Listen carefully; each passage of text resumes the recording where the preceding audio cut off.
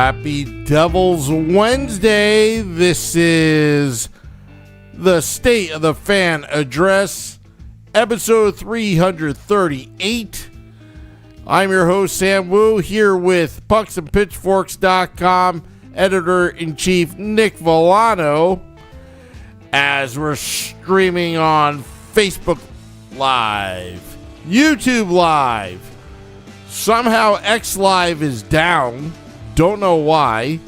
But we're on Instagram Live, Twitch, on the Let's Go Devils Network. Trying to get it back up shortly, Nick, but I think it's on Elon Musk's end over there on X, Twitter, whatever you want to call it. Just not hitting the screen. He's probably flying a rocket ship and it messed up the algorithm. Yeah, it did that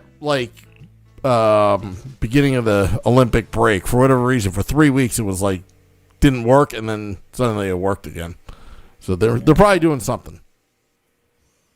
I mean, it's thunderstorming outside of the South Jersey bunker right now, so maybe it's a little bit of that. I don't know. It could be that.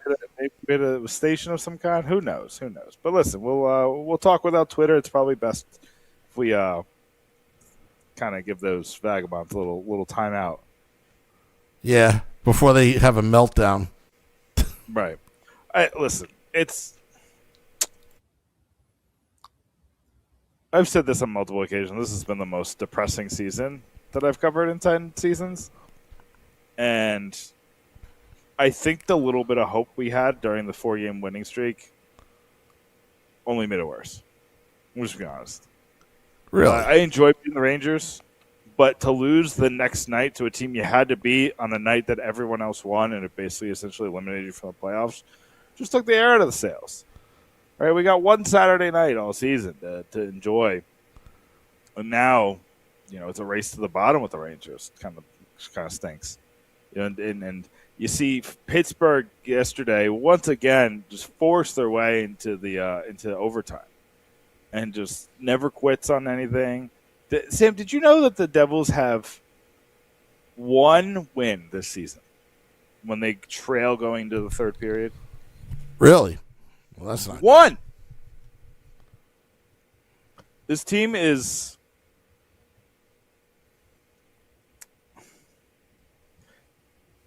we haven't talked since the trade deadline. I just realized that.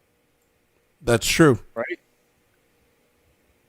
Man, it's just nothing was the one thing you couldn't do. If you're Tom Fitzgerald.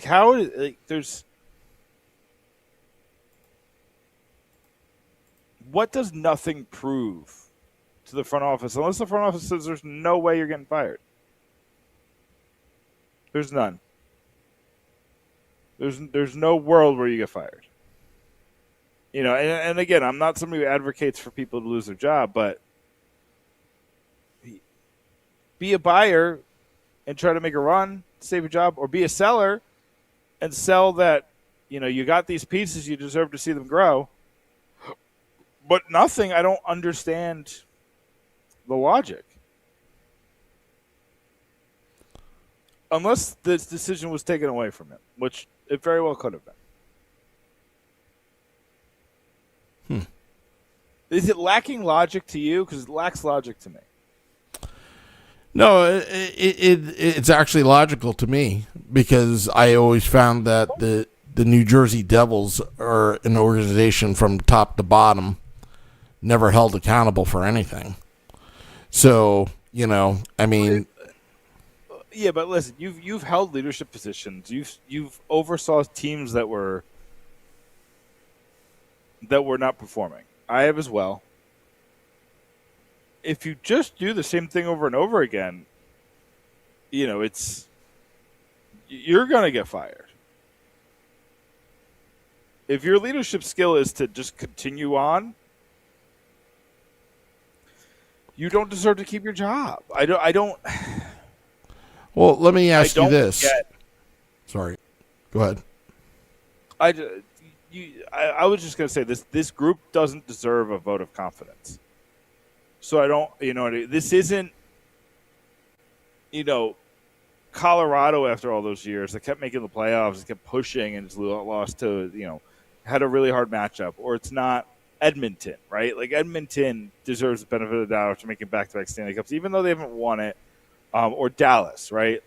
And Dallas didn't get the benefit of the doubt. They fired Pete DeBoer. It seems like there was a little bit more to the story than just he couldn't get over the top. But, they fired Pete DeBoer, who got them to the Western Conference Finals 2 years in a row. 2? More than that? At least 2 years in a row they got the Western Conference Finals. Couldn't get over the hump. I'm fine with sticking with a group that has shown to you that they can get close. This group hasn't gotten close. The closest they've gotten, and they did it one time, was the top 8. College coaches don't survive this.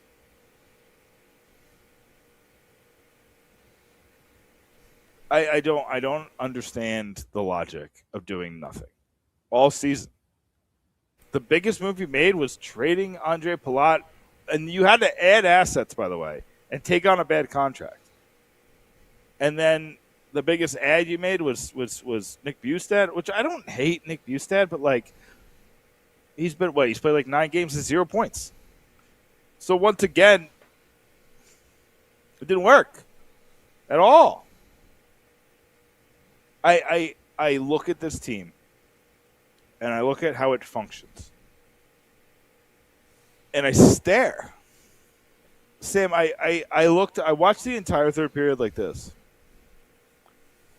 Because how did you come out with such a dud on a game that was so important?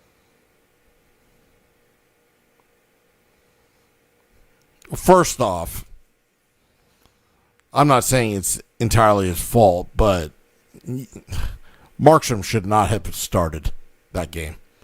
Right, that's a coaching decision. What are we doing? Yeah. Markstrom started, 5 games or 6 games in a row? Yeah, and I get it, He's good in the one game he's played since. Yeah. Sorry. But Jake, what are you trying to do? Just beat the crap out of Markstrom till, I don't understand the logic.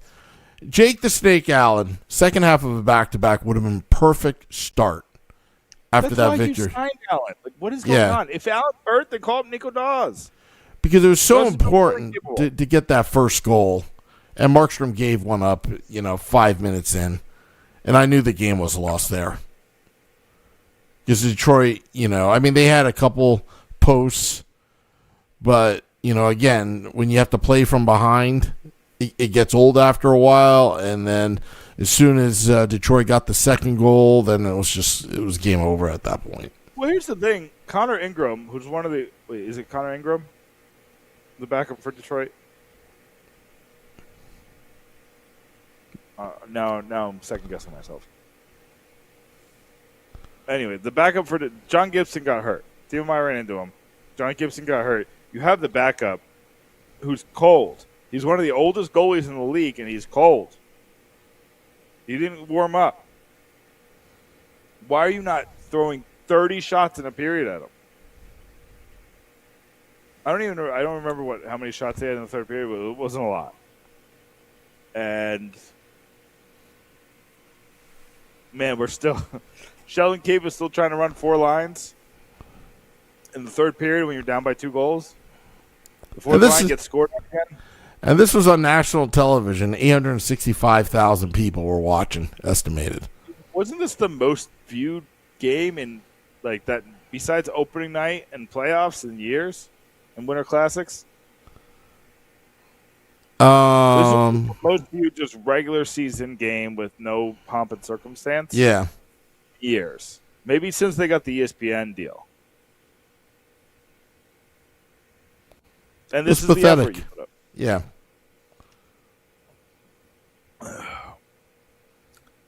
But I don't understand how you see the effort.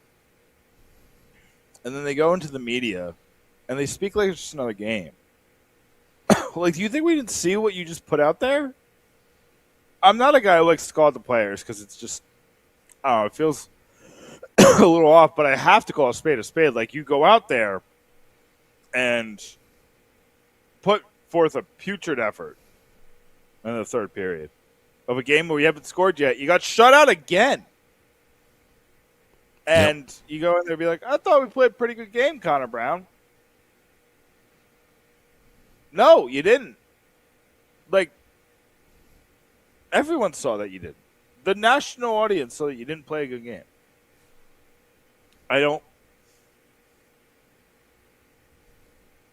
Man, I really liked this group.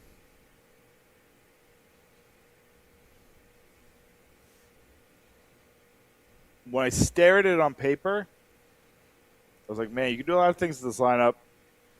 If you don't get injured to hell, you should be fine. They got injured to hell. It stinks. But then Tom Fitzgerald didn't do anything. At some point, Sam, you just got to step up and pay the price. What's the price? You could have got Robert Thomas for the price was to pay for Quinn Hughes. Sometimes you just got to pay the price. Right? Like, sometimes you got to take a risk.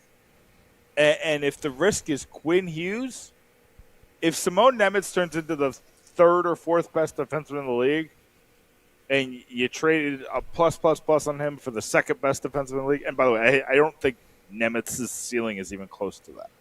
Well, let's say by some miracle you gave that up, you still got Quinn Hughes. Yeah.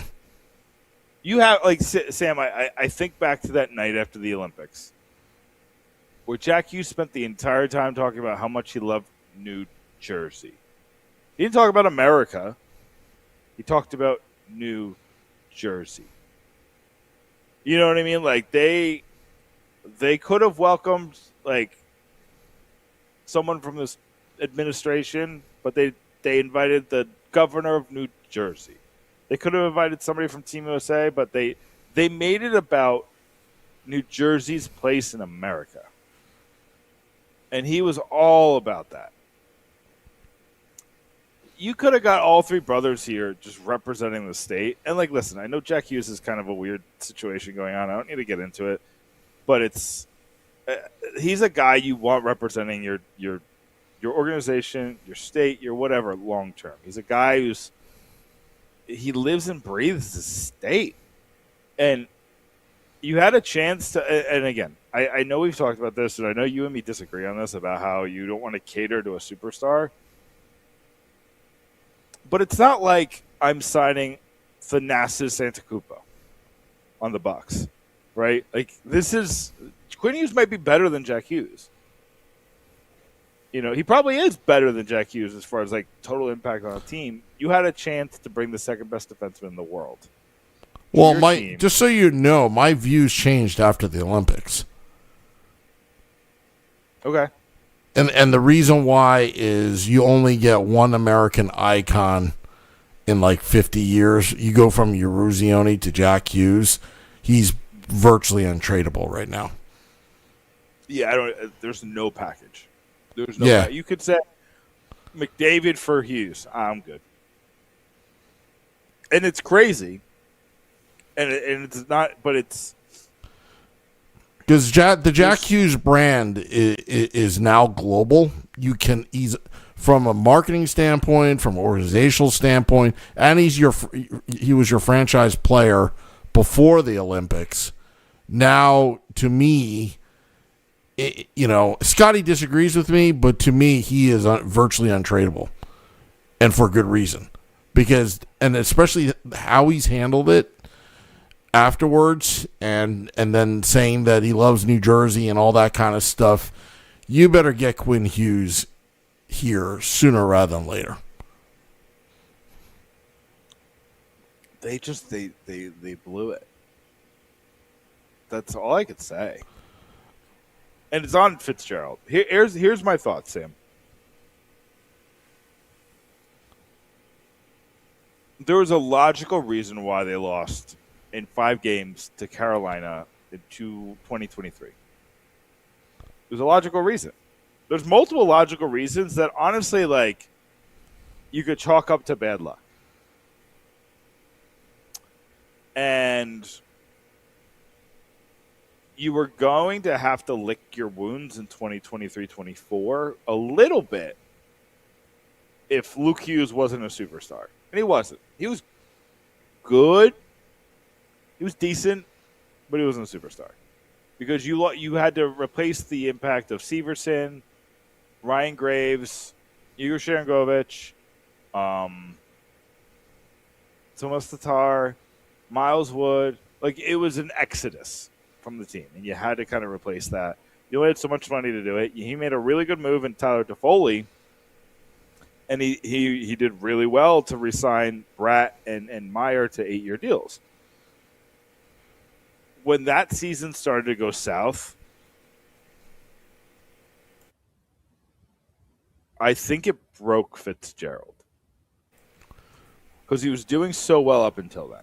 Well, also add in the Michael McLeod and Cal Foot thing as well in the midst of that. Okay, I mean, that whole season. The McLeod thing ruined that. But you also, like, I feel like you should have had a backup plan. Let's say Michael McLeod lied through his teeth.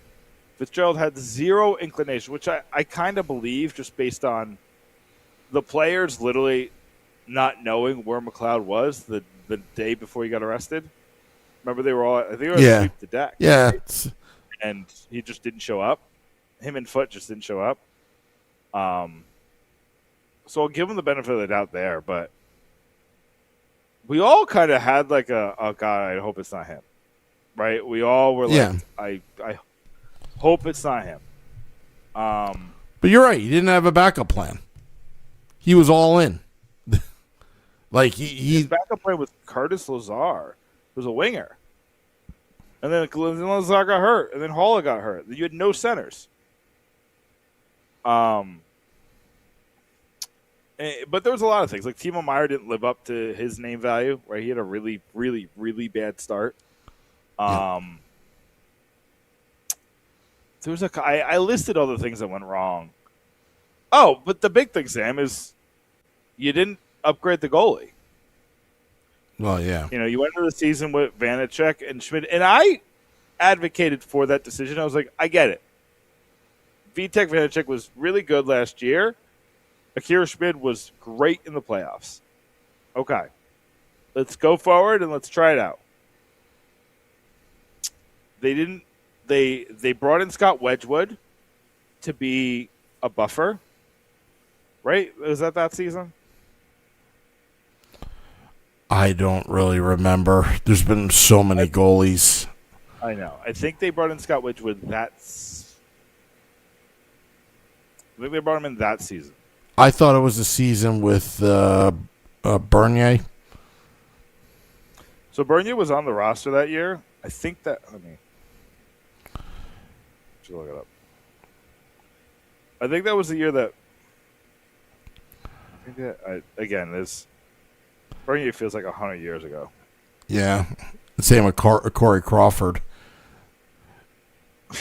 and Aaron Dell. That was 2022. Oh gosh, Aaron Dell, that was so terrible.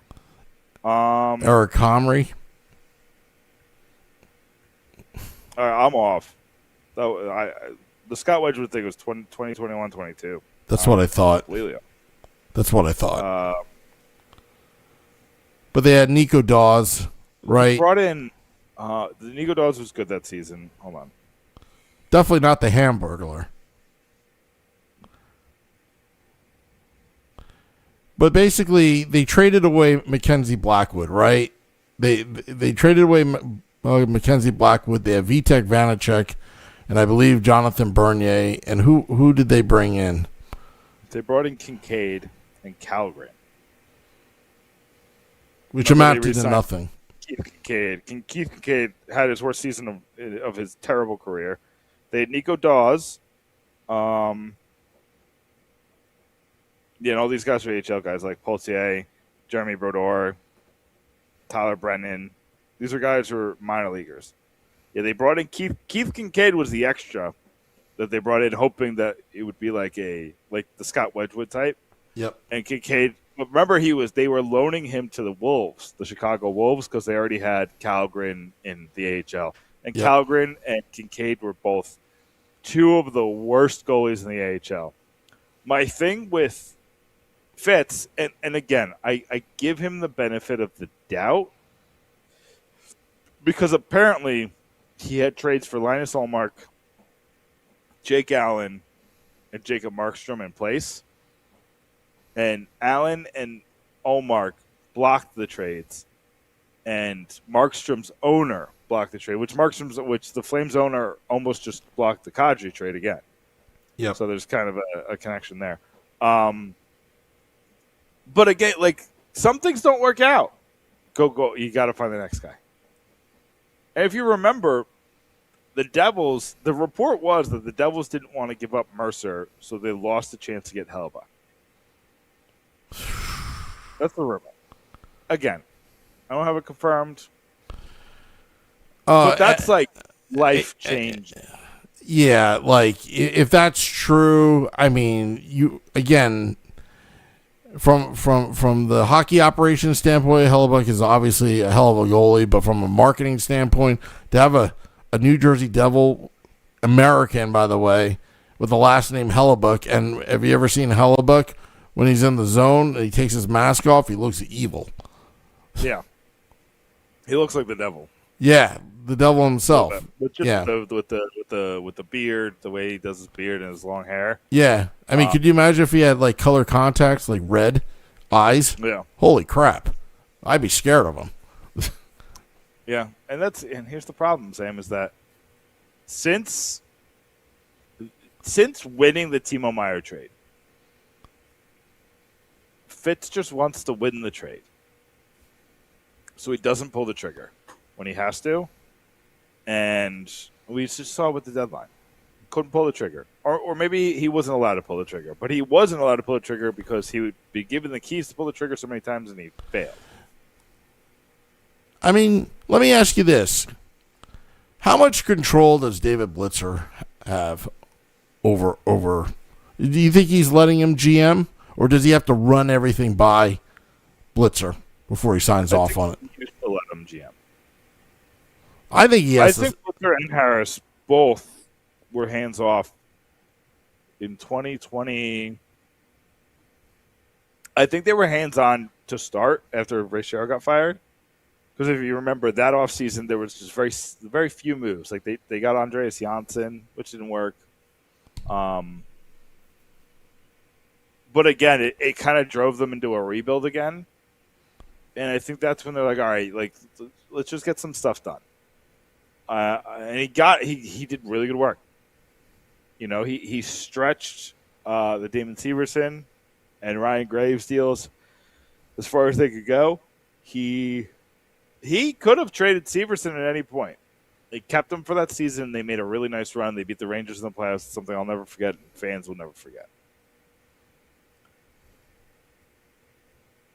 I have to be honest.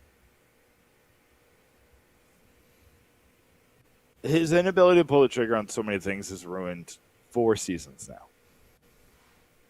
Couldn't pull the trigger this year on a Quinn Hughes, and then couldn't pull the trigger on all these players that were reportedly available. Robert Thomas, Jordan Kyrou, Ryan Reeves, or Ryan O'Reilly, Steven Stamkos. All these guys were available. Yeah, but traded for Stamkos in December for nothing. But in Fitzy's defense, Barry Trotz was out of his mind with his asking price for some of the rumors I saw. Think Stamkos' asking price was that much. I think you could have got Stamkos if you dangled a second round pick and a prospect, like not even like a crazy prospect, like maybe Ben Kevin. I think you're getting Stamkos if you take on the full contract, which the Devils couldn't because Fitzgerald mismanaged the money. Fair enough. You also could have, you could have made it work if you just because you remember who was on LTIR? Was it Pesci? Somebody was on LTIR at the time. Or maybe it was even Hughes. Maybe this is when Hughes was hurt. I'm trying to think.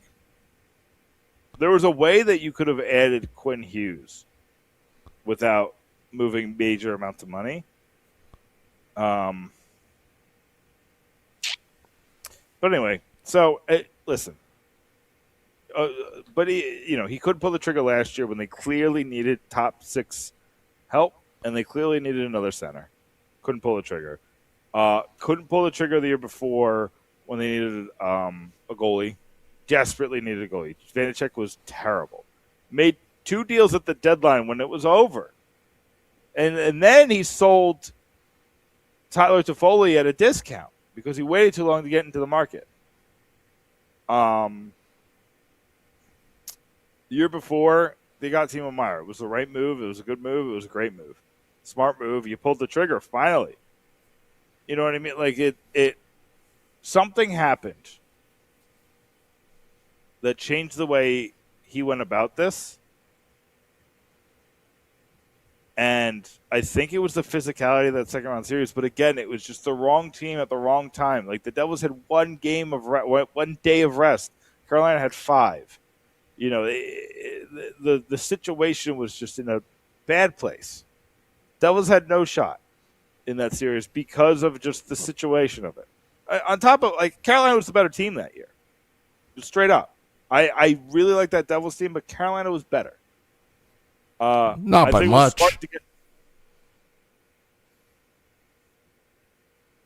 No.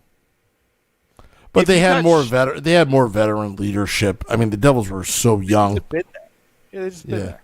Yeah. I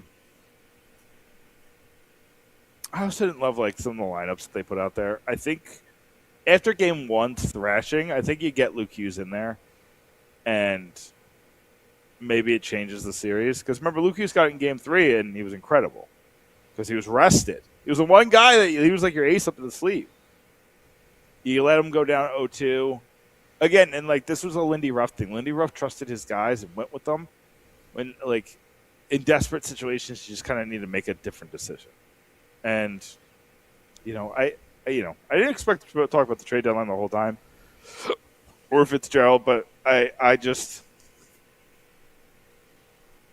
think that you're legitimately going to lose fans if Fitzgerald is in seat in September. Well, I can assure you that renewals are way down. Does that surprise anyone? The hope is gone. Yeah. This fan base doesn't have hope, and they won't have hope next year. It's been too many years. 2023 was 3 years ago. And that was the first time in 5 years. And that was the first time in 6 years. You've made the playoffs 3 times in 15 years? Is my math off? Doesn't matter. They suck. Yeah, they made in the Harris Blitzer Sports Entertainment. Since they took over in 2013, they made the playoffs 3 times. Only advanced once. Yeah. Right. You won 1 series in 14 years. In an Atlantic division, or I'm sorry, in a Metropolitan division that sucks. This division sucks. The best team. You're not in the Central. That's where the best teams are. You're not in the Pacific, where you're taking on, these round robin great teams, but always have Vegas and who's the other team that's always really good in the Pacific? That's why this is escaping me. Dallas. Oh, Edmonton. Oh yeah. Dallas is in the Central, I think, right? Yeah, probably. My alignment's all off. They change it so many times. I don't know. But again, like Philly hasn't been great in a while. The Islanders haven't been great in a while. They're good, but they're not great. The Rangers haven't been great in a while. The Capitals haven't been great in a while. The Blue Jackets have never been great. The Pittsburgh hasn't been great in a while. Like this was the time where the Devils were supposed to be the team with Carolina that dominated this division. And I've seldom see. I'm just trying to think.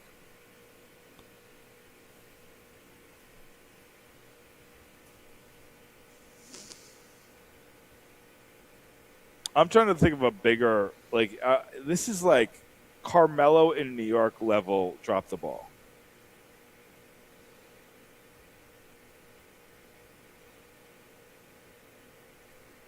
I'm trying to think of a better example, but that's the one that sticks in my head.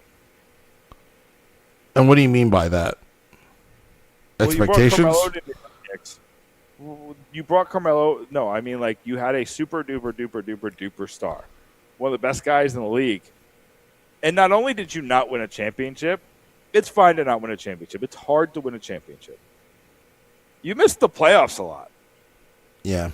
You know what I mean? Like, that's what I mean. Like, you had a super duper star, one of the best in the league, and you did such a bad job building around them that you missed the playoffs entirely. In a sport where half teams make it.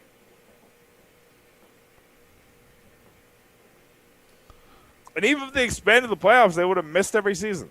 You're not even getting close. Like, you're out of it multiple times in February. I don't understand how this is acceptable. And there's so many places, Sam, where you just look and be like, man, imagine if this team took Logan Stankoven instead of Chase Stillman. That was a terrible decision. Man, imagine if they took Logan Cooley instead of Simone Nemeth. And I like Nemeth, but you'd be in a much better position. So, and here's the thing, Sam. I said on this last podcast, it is right in front of you to turn this team into a contender long term. It is right in front of you. You trade Simone Nemeth for a high leverage player, and you trade for Shane Wright. Yeah, whatever the deal is that you need for Shane Wright. And again, you can't trade Nemeth for Shane Wright because you need that other player. But I mean, like Sam, he said he didn't make calls on Dougie Hamilton. I don't believe him. Yeah, that would be a crazy. If that's true, that's crazy. I didn't believe half of the crap that Fitzgerald was spewing out. Again, and the whole thing with what Vinny put out there on X about Eklund and Nemeth and all that. Again, no GM is ever going to admit to it after the fact when the deal didn't go through, especially when the players are on their current roster. But the one that stuck out of my mind is, me and David Blitzer are in sync. And I'm like, what? You're a puppet? What do you mean by that? Yeah. That's what stood out to me. Basically, cover your tracks, trade deadline's over. We didn't do anything. Thank God the rest of the league didn't do anything except for John Carlson going to the Ducks. That was the only big thing that really happened. Yeah, everything else is really small. Yeah. Which, by the way, John Carlson should have been a New Jersey Devil. That's a David Conti mistake right there. Because I remember standing next to Sherry Ross, and I was like, wow, John Carlson's still on the board. I thought it was like, here we go. There, was it Tenenby or Joseph? I forgot who they picked. It was yeah. A lot of the Swedes really screwed the Devils draft pick wise. I was told back on waivers. I don't think anybody claimed him either. Yeah. I mean, you and I, as armchair GMs, would have done a better job than Fitzgerald. I'll be honest with you. He makes the simplest thing so hard, and you're right. It's not about ripping off the other team and winning a trade. It's about making your team better. Who cares about the other team? Yeah, listen, I'm not going to sit here and pretend that, these are people who are... I'll say this. There aren't 32 people in the world good enough to do that job at an elite level. Right now. I just don't think there are. There's too many bad GMs, and they keep recycling bad GMs, which tells me that there's just not enough good GMs. But I'll say this. I think we both have the personality to pull the trigger. And I think Fitz fell into a trap where he stopped pulling the trigger. And you have to ask, is that because of ownership, or is that because he made bad moves and is now afraid to make a mistake? Because we know that Tom Fitzgerald holds on to his perceived successes, right? Like he held on to. He's holding on to Nemitz, who was a big boy move. There's other examples. I don't even need to get into it, but you know, I mean, I'll be honest with you, which is really stupid, because if I was the owner of the New Jersey Devils, I wouldn't base my evaluation on how many times you made great moves. My evaluation is, where's that cup? You know, that would be my evaluation, and that should be the end game. Yeah, I mean, that should be the end game every season, is trying to win the cup. It's not that hard. And I think just everything is so... they're making something so simple so hard. And, you know, I wonder if David Blitzer is, you know, micromanaging behind the scenes. I know Joshua Harris is involved, but he's not involved day to day. He doesn't appear to be, but you know, I don't think he's involved. Well, I think his heart's with the Commanders, which, by the way, they suck too. You know, along with 76 suck.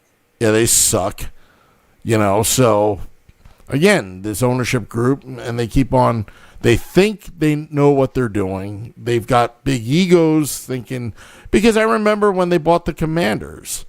You know, and they were trying to get investors on that investor group, and then one of the investors didn't invest because the plan that they presented to that investor, you know, the pitch deck, he was like, that investor, I forgot who it was, or maybe I didn't know who it was, but what was reported was that investor was like, they have their head so far up there, you know what, that there's no way. No way. Their lofty projections, you know, of winning, of making money, and all, they were just out of their minds. Yeah. So, well, that's all I got, Sam. I think we got to the end of the podcast. Yeah, and I think Magic Johnson is a part of that ownership group, if I'm not mistaken, with the Commanders. Did they get Magic involved? Yeah, I think they did. You know, so I mean, they had the good people in terms of the business people, but you know, this is football. They didn't have, like, you can't translate basketball on the football. You know, right? But then again, he's a minority owner of the Dodgers. So, but that's again, I'll tell you the Dodgers. You know, you have the New York Mets. You got Steve Cohen, also is wealthy. And then you got the Dodgers. The Dodgers make it very simple. We got the FU money, just like Steve Cohen. But you know what? We're just going to pay whatever it takes. I don't care. $60 million for Kyle Tucker's stupid. I'm just going on the record. It's stupid, but to them it's just FU money. So what? We'll bury it somewhere. You know, they make a profit. Yeah, because of the Japan money. Yeah, so that is a drop of the ball for the Yankees, because the Yankees look like that team, and people are like, "Well, it's easier to get to Japan from Los Angeles," but again, like, you look at using that perk, you look at Stearns, the Mets GM. Okay, like, he's playing Moneyball, but you got FU money sitting there. Like, what are you doing? You know, how do you screw up Edwin Diaz? You know? Yeah, that was weird. Yeah, or... Especially with all the work you put into getting him right. Yeah. And then letting the team go and take him. Yeah. I don't know. Especially when Diaz doesn't really like L.A., from what I heard. But I guess his brother Like, you cheaped out on trying to get his brother to New York. He goes to L.A., and he's telling, hey, it's great over here. What's that? His brother Yandy? Yeah, well, I don't know his first name, but his brother, I think he was with Cleveland. I think he got traded. Or was it Cincinnati? Right, one of those teams got traded over, to the Dodgers, and they treated him like royalty. I mean, the Dodgers just throw money, That's what Minnesota's trying to do with Quinn. Of course, and that's why I'm a little worried. I'd be floored. I'd be floored if Quinn resigns. I'll just say that. But anyway, all right. I'm ready for plugs. I'll tell you what. I don't think he'll resign. I don't. Not this year. Not this offseason. Unless they make a run, I don't see it happening this offseason. Which I don't think Bill Guerin would risk losing him altogether. He would trade him, flip him. I think he'd be willing to wait in the middle of the season. I don't think he'd be in a rush to trade him. I think if Brendan Shanahan comes up to him and says, hey, Godfather offer, let's just do this. I won't miss these players. They're not mine. But I don't think Fitz is going to do it if he keeps the job. Yeah. And if I'm Josh Harris and David Blitzer, that's the one thing I say. How are you going to get Quinn? If Fitzgerald is like begging for his job, I ask, how are you going to get Quinn Hughes? And he'd have until. I would be brutal. You have until September 1st to get Quinn Hughes. If on September 2nd this roster doesn't have Quinn Hughes, I'm replacing you.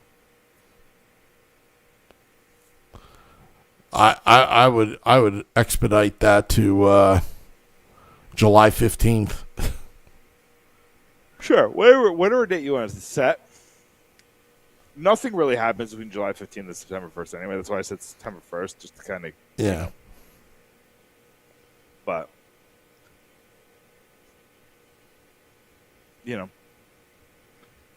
Anyway. All right. I'm ready for plugs. Yep. Go right ahead. Boxing. Pageforks.com. We have a really interesting article about 5 players from the AHL that I think should get a look in the NHL. Mike Fink just sent me an article on the Retool. So I haven't read it yet. I haven't edited it yet, but that's going to go up tonight. We're going to have a lot of new articles and opinion pieces coming out. I have a lot to do for March Madness on fansided.com, so keep an eye out for that. If you want to see my fansided work, just Google my name, Nick Villano Fansided, and you'll get stuff on March Madness. You'll get stuff on NFL free agency. You'll get stuff on NFL trades. You'll get stuff on everything. That's where I put all my other sports stuff. Wonderful. Fansided, pucksandpitchforks.com. I'll be at American Whiskey tomorrow, Game Day Live and Devils After Dark. Devils taking on the Flames. Also be there on Saturday as well. And on Monday to round out the homestand. And, next week we'll have to figure out State of the Fan address. Devils Rangers, I believe. We should just do the show. Stay home. I'm kidding. We'll talk about it. Yeah, we'll talk about it. Anyway. All right. Well, I want to thank all those tuning in, dropping the podcast in about 20 minutes. Well, Nick, got off to a little late start, but that's okay. It feels good. Get this podcast out there. Till next time.